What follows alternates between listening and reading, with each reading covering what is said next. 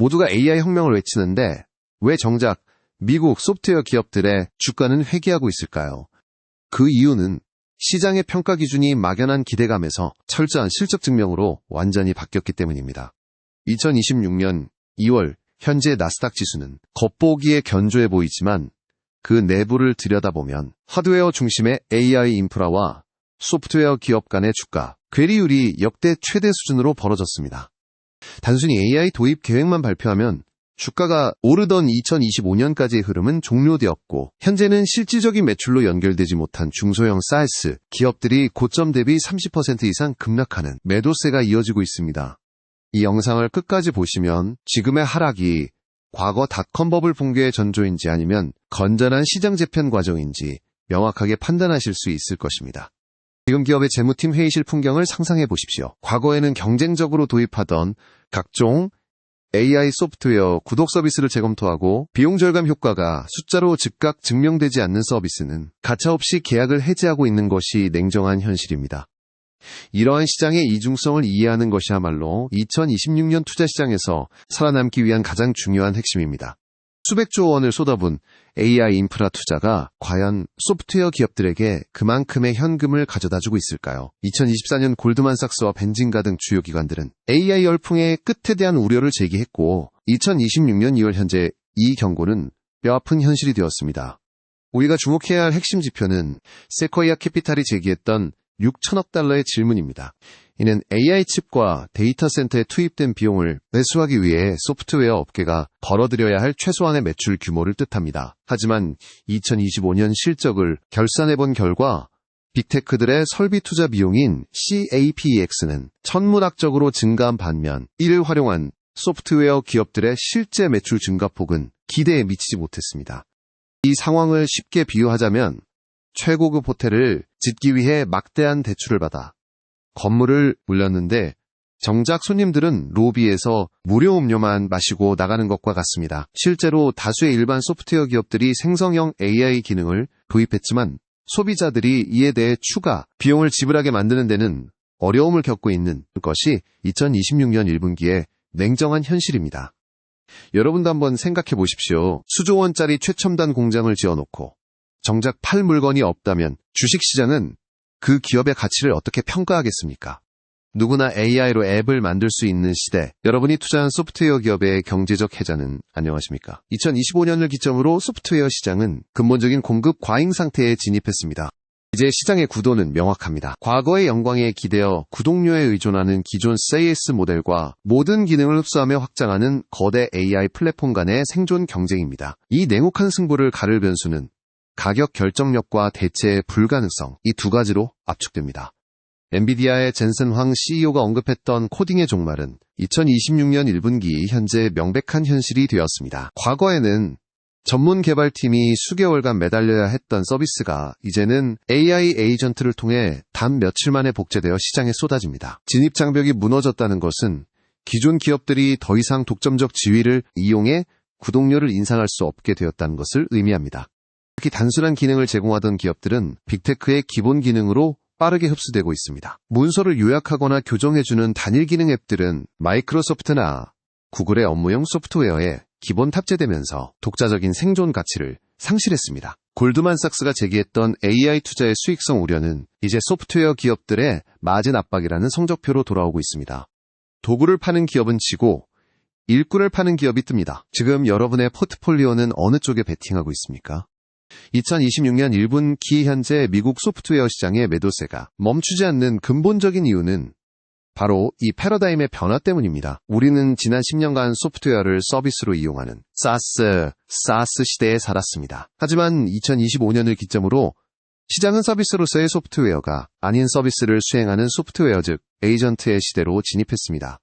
이 변화가 왜 기존 빅테크와 소프트웨어 기업들에게 치명적인 위험이 되는지 돈의 흐름을 통해 분석해 보겠습니다. 기존의 SaaS 기업들은 기업이 고용한 직원 수, 즉 시트, 당 과금하는 모델로 성장했습니다. 하지만 인공지능 에이전트가 고도화되면서 기업은 더 이상 많은 직원을 고용할 필요가 없어졌습니다. 사람이 줄어드니 소프트웨어 구독 계정 수도 줄어듭니다. 즉 인공지능이 똑똑해질수록 기존 과금 모델을 고수한 기업의 매출은 오히려 감소하는 역설적인 상황이 발생하는 것입니다. 구체적인 계산을 통해 시나리오를 비교해 보겠습니다. 2025년 데이터 기준으로 일반적인 데이터 분석가 1명을 고용하여 유지하는 비용을 연간 약 8만 달러로 가정해 봅니다. 반면 이 업무를 완벽히 수행하는 인공지능 에이전트 솔루션을 도입할 경우 연간 구독료는 약 5천 달러 수준에 불과합니다. 기업 입장에서는 비용을 16분의 1로 줄이면서도 휴식 없이 일하는 노동력을 얻게 됩니다.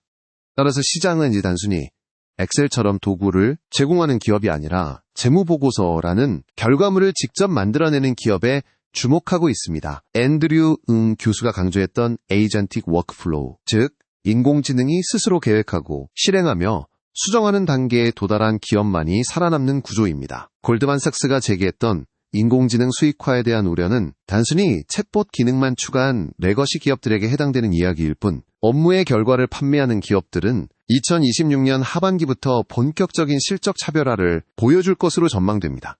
수많은 기업이 무너지는 와중에도 살아남을, 아니 오히려 더 강력해질 진짜 AI 소프트웨어 기업은 어디일까요? 2026년 1분기 현재 소프트웨어 섹터의 조정은 가혹하지만 이 폭락장에서도 신고가를 기록하는 상위 1% 기업들은 분명 존재합니다. 골드만삭스 등 주요 투자은행들이 지난 2024년부터 꾸준히 제기했던 AI 수익화에 대한 의구심을 실적으로 정면 돌파한 기업들입니다. 우리는 이를 딥 소프트웨어, 딥 SW라고 정의할 수 있는데 이들이 생존한 이유는 세 가지 조건으로 요약됩니다. 가장 중요한 전제 조건은 독점적 데이터, proprietary data와 워크플로우 장악력입니다. 단순히 범용 모델에 챗봇을 붙이는 수준이 아니라 기업의 핵심 업무망에 깊숙이 침투해 대체 불가능한 지위를 확보해야 합니다. 실제로 2025년 결산 실적을 살펴보면 팔란티어와 같은 빅데이터 분석 기업들은 AI 플랫폼 도입 후 고객사의 비용을 구체적으로 얼마나 절감시켰는지, 생산성을 몇 퍼센트 향상시켰는지를 숫자로 증명해냈습니다. AI 도입이 단순한 실험이 아니라 필수 생존 도구임을 입증한 경우에만 지갑이 열렸다는 뜻입니다. 결국 2026년 시장의 색깔은 완전히 변했습니다. 과거 2년 동안은 미래에 돈을 벌 것이라는 기대감, 즉 멀티플만으로 주가가 올랐다면 이제는 잉여 현금 흐름, FCF과 영업이익률, OPM이 받쳐주지 않는 기업은 철저히 외면받는 실적 장세로 진입했습니다. 옥석 가리기는 끝났으며 이제는 꿈이 아니라 숫자가 나오는 기업만이 살아남을 것입니다. 지금의 매도세는 위기일까요? 아니면 10년 만에 온 저가 매수의 기회일까요? 그 답은 뉴스 헤드라인이 아닌 기업의 숫자에 있습니다. 2026년 2월 25일 현재 시장은 AI 거품론과 실적 확인이라는 두 가지 압박을 동시에 받고 있습니다. 골드만삭스를 비롯한 주요 기관들이 2025년부터 꾸준히 제기해온 AI 수익화에 대한 의구심이 정점에 달한 시점입니다. 하지만 역설적으로 2026년 하반기는 금리 인하 사이클과 맞물려 진정한 옥석 가리기가 끝난 우량 소프트웨어 기업들이 반등할 수 있는 최적의 시기가 될 가능성이 높습니다. 투자자 여러분이 지금 당장 해야 할 일은 보유 종목의 2025년 결산 보고서를 다시 펴는 것입니다. 단순히 매출이 늘었는지가 아니라 AI 기능의 유료화 전환율이 실제로 상승하고 있는지 확인해야 합니다. 무료 사용자를 유료 구독자로 전환시키지 못하는 기업은 이번 하락장에서 회복하지 못할 확률이 큽니다. 주의할 점은 소프트웨어의 범용화 리스크입니다. 과거에는 혁신이었던 기능들이 이제는 누구나 제공하는 기본 서비스가 되면서 가격 결정력을 잃는 기업들이 속출하고 있습니다. 단순히 주가가 많이 빠졌다는 이유만으로 매수하는 것은 떨어지는 칼날을 잡는 것과 같습니다. 오늘의 한 줄 메시지입니다. 묻지마 투자의 시대는 끝났으며 이제는 AI 기술력을 영업이익이란 숫자로 증명하는 기업에만 집중해야 할 때입니다. 마지막으로 여러분께 질문을 드립니다. 여러분이 보유한 AI 관련 주식 중 실제로 내가 지갑을 열어서라도 쓰고 싶은 유료 서비스를 가진 기업은 어디인가요? 댓글로 여러분의 생각을 공유해 주시기 바랍니다.